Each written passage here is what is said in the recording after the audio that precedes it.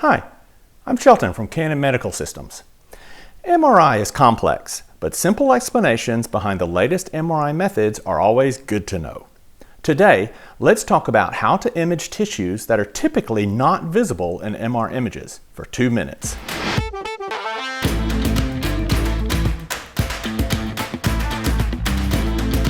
You may recall that the signal difference between various body tissues in our MR images is based on the differences in relaxation times for those tissues. The spin-spin relaxation time, or T2, is the shorter time constant that describes the rate of decay of the signal intensity from a tissue once it's excited. Some tissue have an effective T2 that is so short, most echo times we typically choose for imaging are too long for any signal to remain from those tissues, and therefore they're invisible or dark on the MR images. But taking special steps, we can shorten the echo time parameter of our imaging sequences in an extreme way to make those tissues become visible. This technique is called ultra-short echo time, or UTE.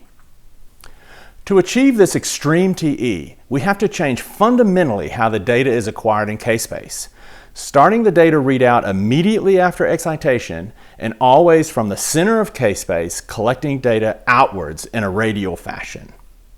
Because all tissues are near their maximum signal at this ultra-short echo time, we lose the nice contrast between tissue types.